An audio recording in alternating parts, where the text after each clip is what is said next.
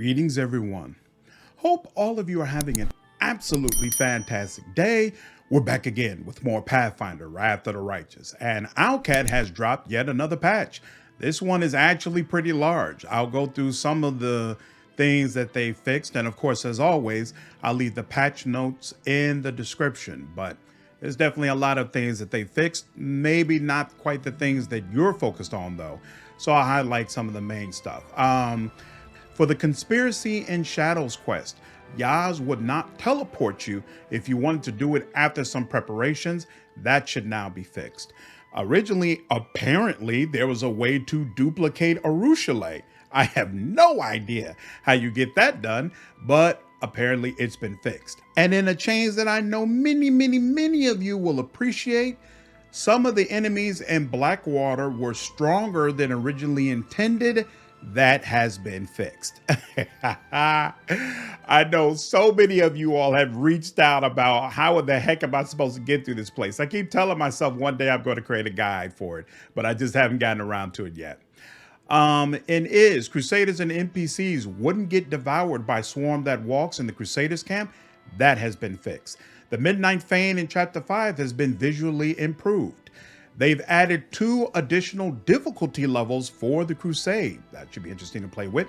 They've also added more UI text for the events of the Crusade, and prices of mercenaries for the Crusade have been fixed.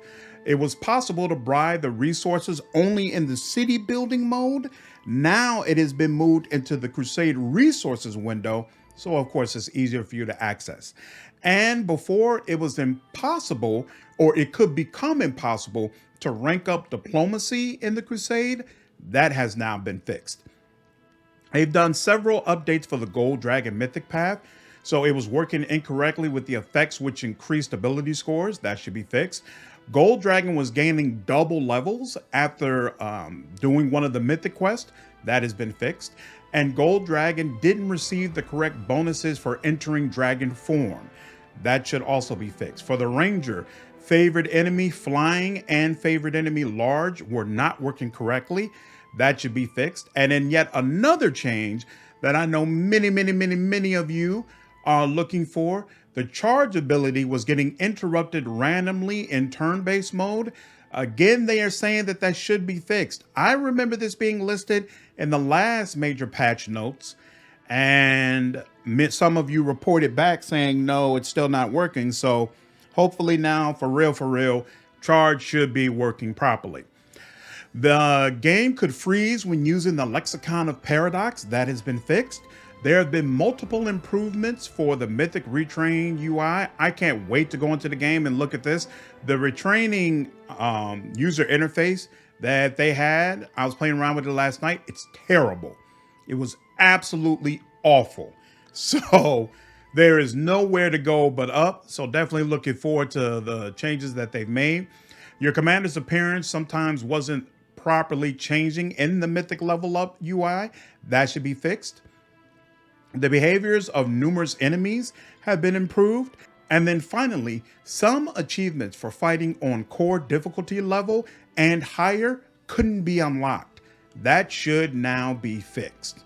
All right, and so that's a high level of the list. Like I said, it's quite long. Definitely a whole lot in this update. I encourage you to go ahead and click the link, look through everything to see if something you've really been looking for has been addressed. But once again, I really appreciate the fact that Owlcat seems to be taking it seriously and trying to clear up all the bugs and issues with their game ASAP. So, hope you all enjoyed this video. If you did, please leave me a like down below, share this content, and subscribe to the channel if you haven't already. I will see you all in the next video. Take care.